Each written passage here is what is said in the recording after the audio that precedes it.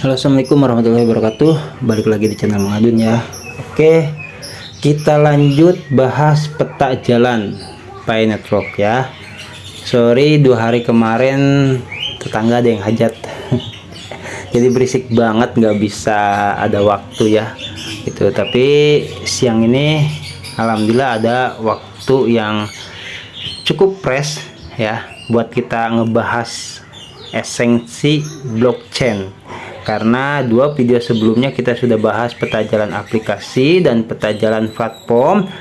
Di yang bagian 3 ini kita bahas esensi blockchain yang sepertinya nih akan lebih menarik dari peta jalan yang sebelumnya ya.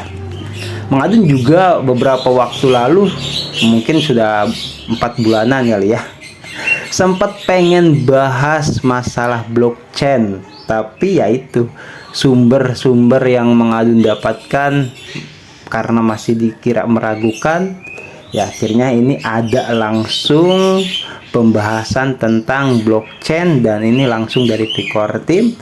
Ya sudah, Mang Adun jadi nggak usah repot-repot. Oke, kita langsung OTW saja ya. Seperti biasa, siapkan dulu kopinya karena pembahasan ini akan juga blockchain ini berhubungan dengan QAC juga ya. Tuh, oke. Blockchain Pi adalah buku besar terdesentralisasi dan hemat energi yang mencatat semua transaksi Pi, memungkinkan pertukaran Pi yang aman dan dapat diverifikasi untuk penggunaan aplikasi, barang, dan layanan. Oke, kita baca selengkapnya. Itu blockchain Pi berfungsi sebagai tulang punggung. Nah, kan seluruh ekosistem, menyediakan infrastruktur untuk transaksi yang aman serta platform untuk pengembangan Web 3. Blockchain saat ini berada pada periode jaringan tertutup mainnet, yang berarti bahwa blockchain mainnet aktif tetapi dengan firewall yang mencegah konektivitas eksternal dengan blockchain atau bursa lain. Diadaptasi dari Stellar Consensus Protocol atau SCP ya, menggunakan Federated Byzantine Agreement, pokoknya seperti itulah. Pi blockchain memungkinkan sejumlah besar individu melalui perangkat mereka untuk berkontribusi pada tingkat protokol. Oke, kita geser dulu di tingkat protokol. Partisipasi ini difasilitasi melalui node desktop dan konfirmasi lingkaran keamanan harian di aplikasi seluler. Sebagai imbalannya, peserta mendapatkan hadiah melalui mekanisme penambangan meritokratis Pi. Kontribusi unik dari blockchain Pi terletak pada puluhan ribu node komputer yang menggerakkan sistem terdistribusinya, ditambah dengan puluhan juta manusia nyata di Trust Graph yang memperkuat keamanannya. Oke, kita geser lagi ke alih-alih ya. Alih-alih mana tadi? Oh itu, alih-alih menghabiskan energi pada hash yang berlebihan seperti pada bukti kerja, algoritma konsensus Pi mengandalkan pemungutan suara yang hemat biaya di antara node dan memprioritaskan pemungutan suara dari mereka yang memiliki kepercayaan tinggi dari Trust Graph. Belajarlah lagi, katanya seperti itu ya. Oke, sejarahnya nih. Blockchain testnet Pi dimulai beroperasi pada 14 Maret 2020, memulai fase kedua jaringan, fase testnet. Terus pengujian berkelanjutan untuk stabilitas, skabilitas, dan transaksi di testnet. Kita geser dulu di blockchain yaitu ya. Blockchain mainnet Pi tertutup diluncurkan pada 28 Desember 2021, mengawali periode tertutup dari fase mainnet. Firewall sengaja dipasang untuk melindungi blockchain dari koneksi eksternal untuk menegakkan sifat tertutup pada periode ini. Oke, kita geser dulu. Platform pengembangan aplikasi pihak ketiga diluncurkan pada 10 Juni 2021, memungkinkan pengembang berinteraksi dengan blockchain melalui panggilan SDK API. Kemampuan bagi pioner untuk memigrasikan Pi mereka ke dompet mainnet mereka dimulai pada tanggal 28 Juni 2022, memungkinkan pengguna Pi dalam periode mainnet tertutup. Memungkinkan penggunaan Pi dalam jadi dimulainya tuh 28 Juni 2022, jadi bisa digunakan ya di mainnet tertutup ini tuh ya, buat peer-to-peer lah, seperti itu. Sedang berlangsung menerapkan Pi lockup pasca migrasi mainnet untuk terus mendukung ekosistem yang sehat dan lancar. Nah, ini ada istilah sehat dan lancar ya, maksudnya apa? Yaitu untuk memberdayakan Pi dan tidak bersiliweran ke oknum-oknum yang tidak bertanggung jawab ya. Itu ekosistem yang sehat dan lancar, serta memberi insentif pada keterlibatan jangka panjang. Jadi kita kalau misalkan ada penguncian tuh ya, kita berarti aktif sampai seberapa lama kita menguncinya, gitu kan.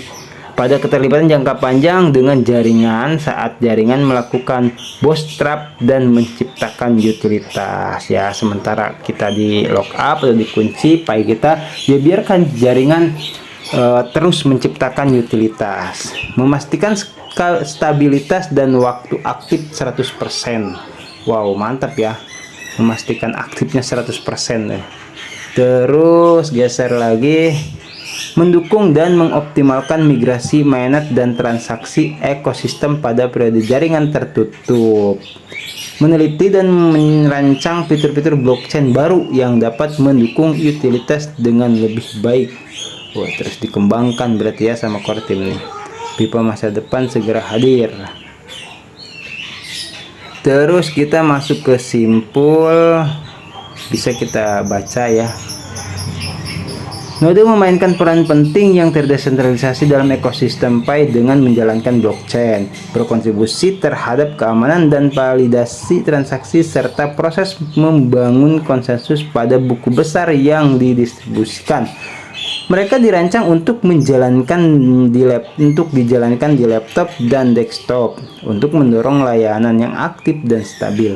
Pioner yang menjalankan node diberi imbalan berupa kenaikan tingkat penambangan berdasarkan seberapa banyak dan seberapa stabil dan andal kontribusi yang mereka berikan terhadap konsensus. Oke, jadi jelas ya, emang kalau yang punya node tuh ya nambangnya jadi lebih cepat lah gitu, bonusnya dari core team gitu.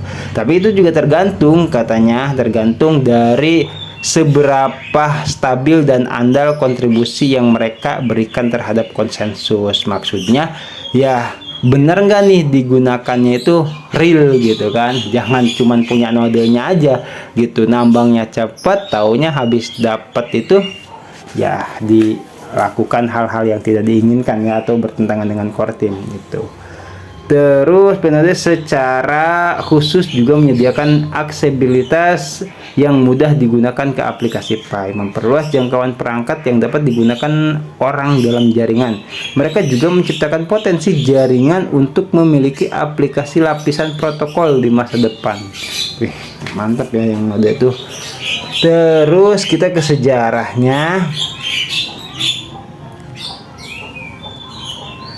Rilis pertama perangkat lunak Node tersedia untuk diunduh dan diinstal pada komputer untuk menjalankan aplikasi Pi pada tanggal 31 Maret 2020. Rilis kedua Pi Node tersedia untuk diunduh dan mencangkup langkah-langkah persiapan teknis yang diperlukan untuk menginstal masing-masing node sehingga mereka siap menjalankan algoritma konsensus.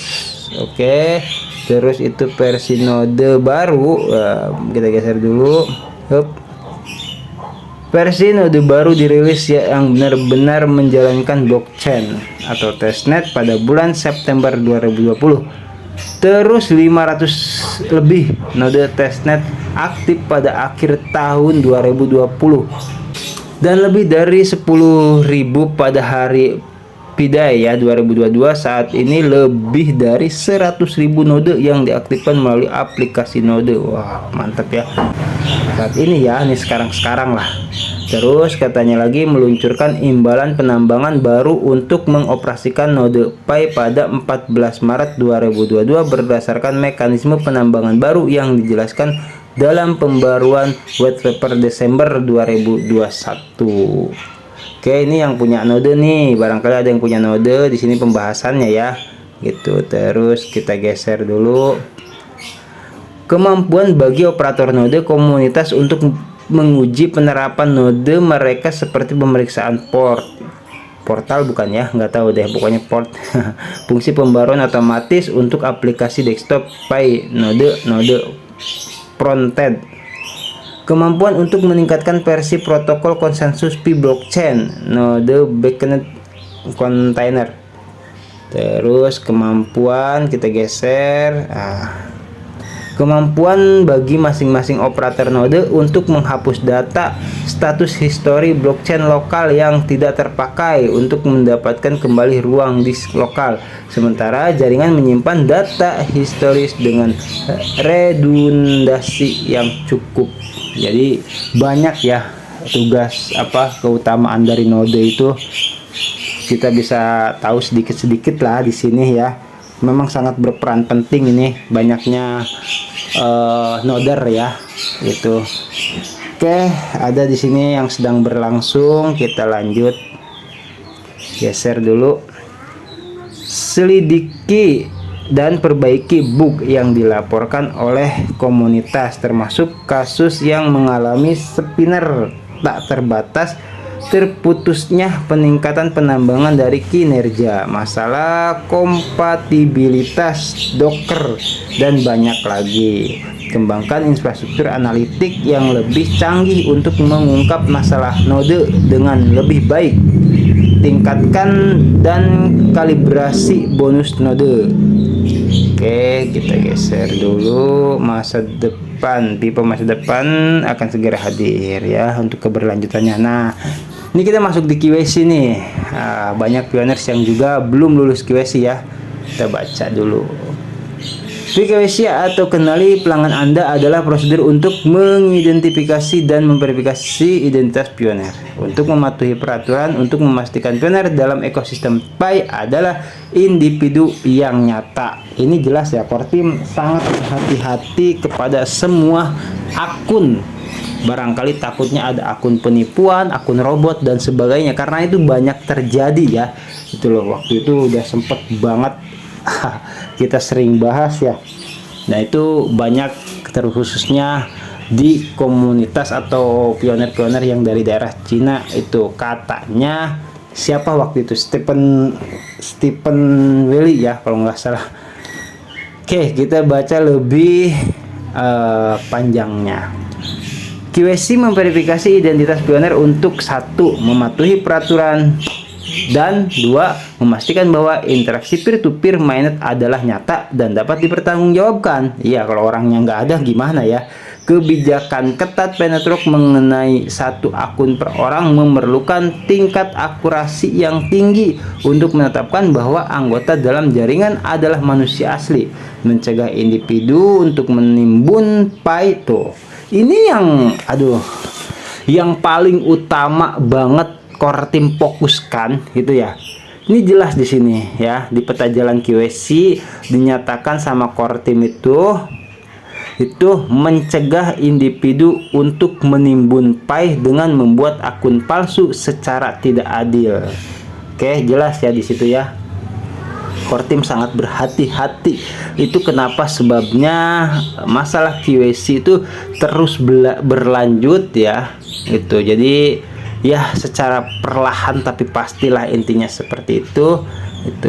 Melewati QC adalah prasyarat untuk migrasi saldo Pi oleh pioner dari aplikasi Pi mining ke blockchain mainnet. Inovasi solusi PKWC adalah untuk mencapai stabilitas dan efektivitas melalui desain. Apa itu? Kita geser dulu di atas. desain asli yang terdesentralisasi sekaligus melindungi privasi. Ini kita jangan takut ya untuk memberikan data kita, karena pernah ada kasus gitu loh. Kenapa KYC lambat ya, atau bisa dinyatakan tuh banyak gangguan? Ada ternyata, barangkali yang waktu itu belum sempat gabung di channel Mang Adun ya, ada gitu loh. Ada beberapa pioner, mungkin nggak banyak ya, atau bisa dikatakan segelintir lah, itu pada takut untuk menyerahkan data diri gitu loh. Dikhawatirkan takutnya kebocoran masalah data itu ya, di situ loh. Kenapa? Di sini kan jelas gitu loh, itu sekaligus privasi, melindungi privasi. Jadi jangan takut gitu loh. Terus lagi kata Korting memanfaatkan kekuatan komunitas itu sendiri bersama dengan penggunaan otomatisasi mesin. Solusi PKYC bebas biaya fiat untuk semua pioner. Sementara tenaga kerja dipertukarkan dalam Pi dan utilitas mata uang kripto. Pi diciptakan untuk ekosistem. Selain itu, jaringan sosial besar-besaran yang mendukung kripto dengan KYC yang disediakan oleh komunitas Pi akan memudahkan dunia. Ya, ingat dunia itu untuk menerapkan dan mengoperasikan lebih banyak layanan Web 3 dan memberdayakan dunia yang dipenuhi AI sepertinya ya. Itu ya, benar itu yang dipenuhi AI di masa depan ya. Nah, oke, kita geser dulu karena emang ngeri ya masa depan itu. Aduh, kalau kita ketinggalan banyak AI di masa depan dengan menghadirkan keaslian manusia di dunia era yang akan datang. Ya iya, karena waktu sering lah Mang Adun bahas ya, waktu jalan-jalan ke Instagram juga, terus beberapa video dari grup WhatsApp juga, itu menunjukkan tapi robot tapi bisa ngedip juga, bisa melakukan KYC deh gitu ya, seolah-olah itu tuh manusia nyata. Itu yang dicari sama Kortim ya gitu loh, yang akun-akun seperti itu yang bahaya itu. Oke, kita masuk ke sejarahnya. Desain pengembangan dan pengujian solusi PKYC dari tahun 2021 hingga awal tahun 2022 yang mencakup pemeriksaan terhadap persyaratan KYC yang diwajibkan oleh undang-undang. Kan ya, KYC diwajibkan oleh undang-undang seperti AML, anti terorisme dan sanksi, serta kebijakan jaringan Pi. Setelah scalable PKYC diluncurkan ke sebagian besar jaringan pada Juni 2022. Oke, terus 1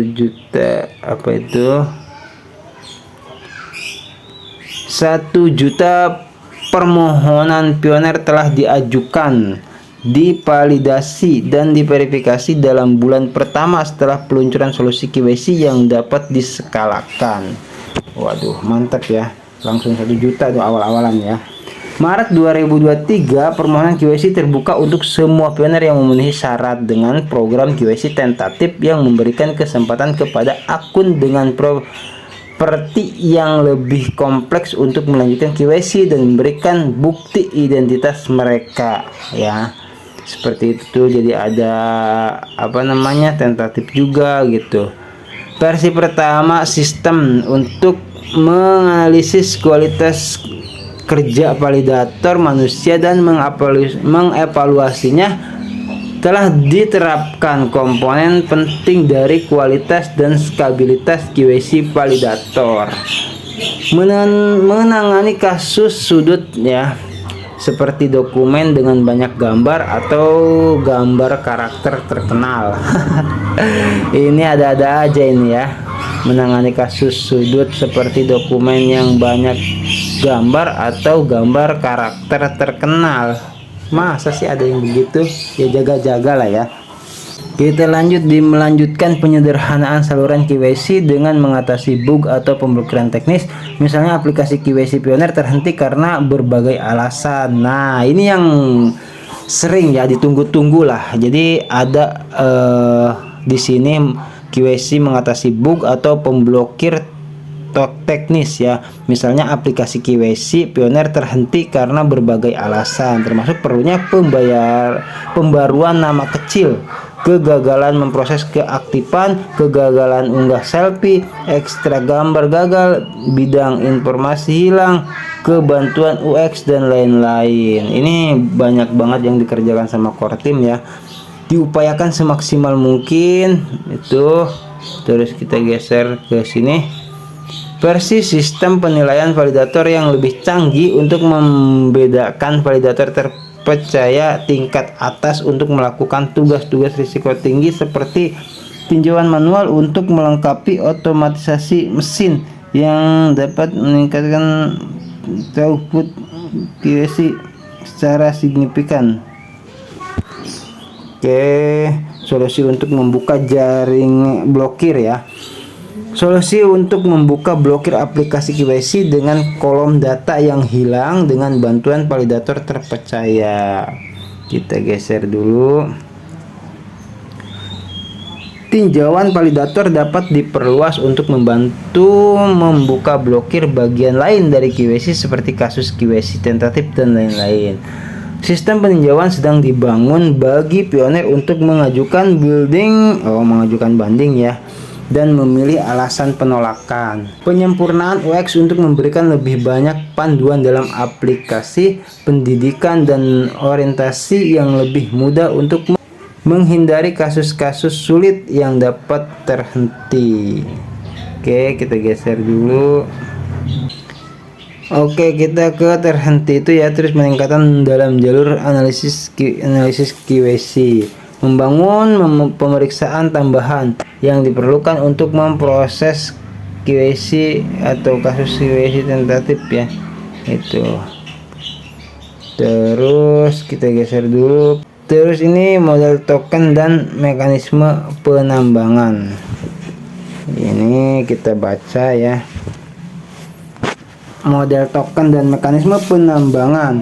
Model token Pi dan mekanisme penambangan adalah kerangka kerja utama untuk mengidentifikasi dan menghargai kontribusi terhadap kebutuhan jaringan yang terus berkembang seperti keamanan, pertumbuhan, inklusi, penciptaan utilitas, stabilitas, dan umur panjang dan lain-lain.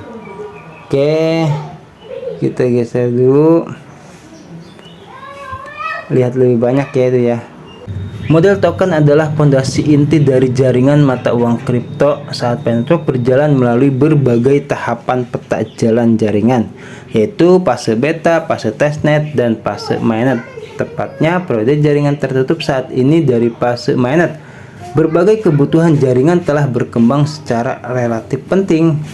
Model token dan mekanisme penambangan Pi telah berevolusi untuk mengatasi perubahan kebutuhan tersebut dan memberikan insentif pada semakin beragamnya bentuk kontribusi yang diandalkan oleh jaringan. Oke, kita geser dulu secara khusus yaitu ya. Nah, secara khusus mekanisme penambangan Pi memberikan penghargaan atas kontribusi tersebut dengan cara meritokratis dan diformulasikan. Hadiah Pi dihasilkan di blockchain Pi berdasarkan model pasokan token. Oke, kita masuk ke sejarah.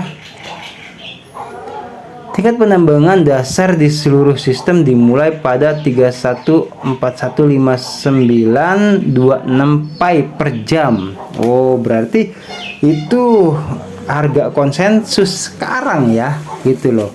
Awalnya gitu loh, tingkat penambangan dasar di seluruh sistem dimulai pada 31415926 Pi per jam dan berkurang setengahnya setiap kali jaringan Pioneer yang terlibat bertambah besarnya sebanyak 10 kali dimulai dari 1000 Pioneers. Oh ya bertambah sebesarnya maksudnya gimana nih ya?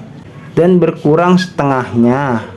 Banyak banget ya berkurang setengahnya setiap kali jaringan Pioneers yang terlibat bertambah besarnya sebanyak 10 kali. Dimulai dari 1000 Pioneer, sistem berbasis separuh untuk perubahan laju penambangan dasar di seluruh sistem ini berlaku hingga 1 Maret 2022. Oke, kita lanjut.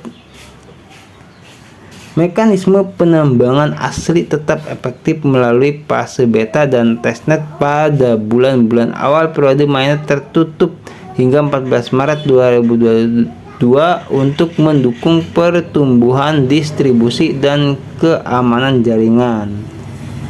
Oke, kita geser di desain. Nah, itu ya, desain model pasokan. Desain model pasokan token dan mekanisme penambangan baru berdasarkan tingkat penambangan dasar dinamis untuk penerbitan hadiah dirilis pada white paper Desember 2021 untuk menyeimbangkan kebutuhan pertumbuhan jaringan dan distribusi token dengan kebutuhan kebutuhan prediktabilitas dan perencanaan, kan mengukur imbalan untuk berbagai jenis kontribusi yang diperlukan untuk mempertahankan insentif jaringan jangka panjang. Oke, kita geser lagi di formula ya. Formula penerbitan hadiah khusus dirilis pada 1 Maret 2022 yang menyesuaikan tingkat penambangan dasar seluruh sistem setiap bulan berdasarkan batas pasokan. Lalu mekanisme penambangan baru itu kita geser dulu. Nah, mekanisme penambangan baru dengan peningkatan untuk jenis kontribusi yang lebih beragam, yaitu penguncian Pi, penggunaan aplikasi, dan operasi node mulai berlaku pada 14 Maret 2022. Perubahan tersebut mendukung keterlibatan jangka panjang dengan jaringan, keterlibatan dengan aplikasi Pi ekosistem secara keseluruhan, dan desentralisasi, keamanan, dan umur panjang dari blockchain Pi. Terus itu ada yang sedang berlangsung penyesuaian tingkat penambangan dasar bulanan dan pemantauan, analisis, dan evaluasi berkelanjutan terhadap mekanisme penambangan sehubungan dengan pencapaian tujuan jaringannya yang ditetapkan dalam white paper 2021 ya. Pi masa depan akan segera hadir. Pi masa depan segera hadir, katanya seperti itu ya. Dompet, kita masuk ke dompet nih ya. Aduh, ini ada pembahasan yang dompet multi sigen nggak ya?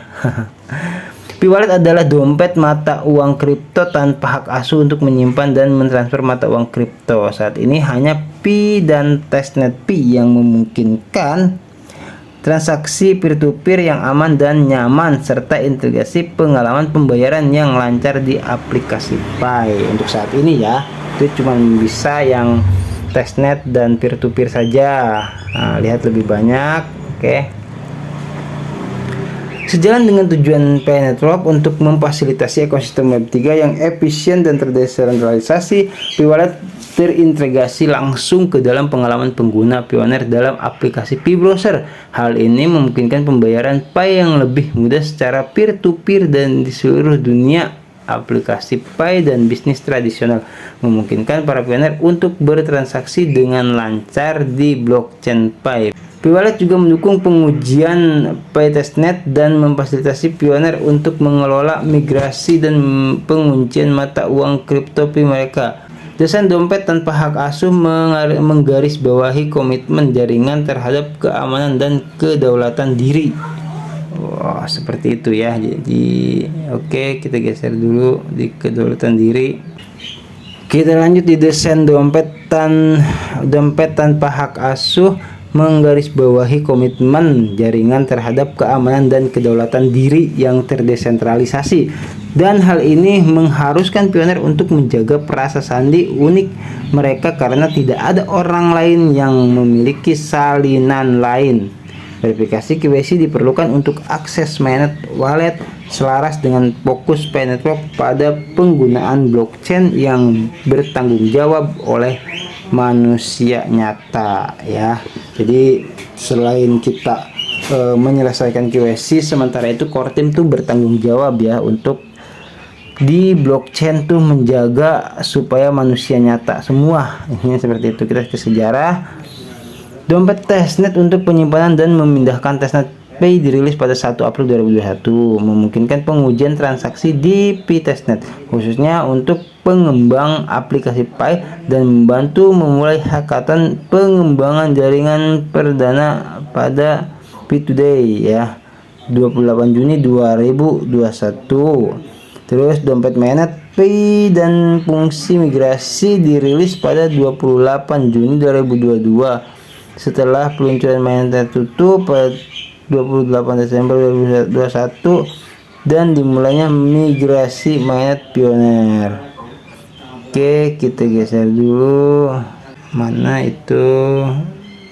Nah, fungsi pembayaran APP to peer to Pioneer maksudnya ya. Nah, ini nih yang waktu itu minta dibahas masalah ini ya.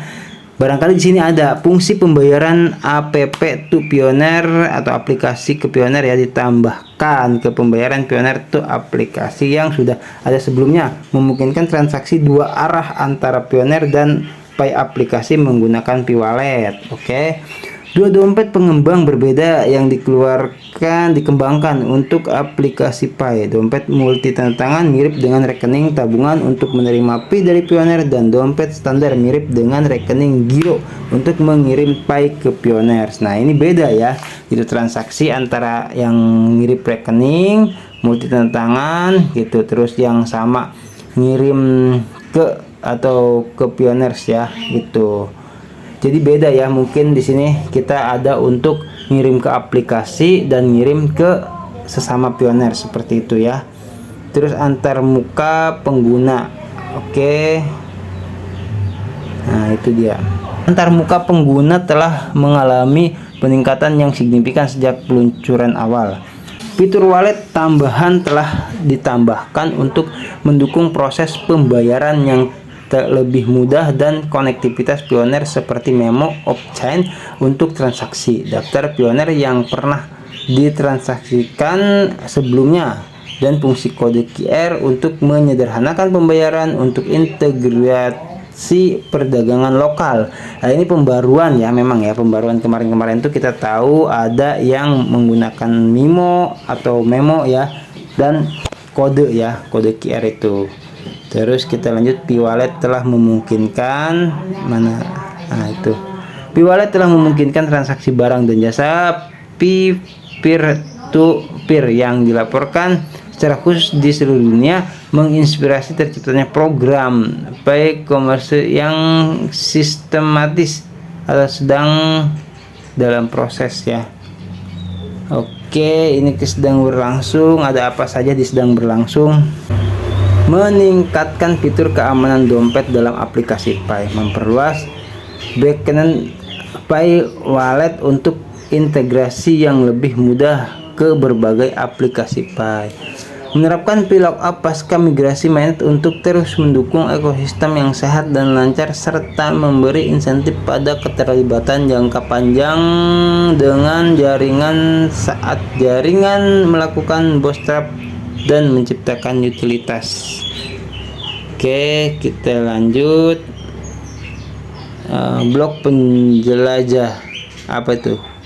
Benar ya? Oke, apa itu blok penjelajah?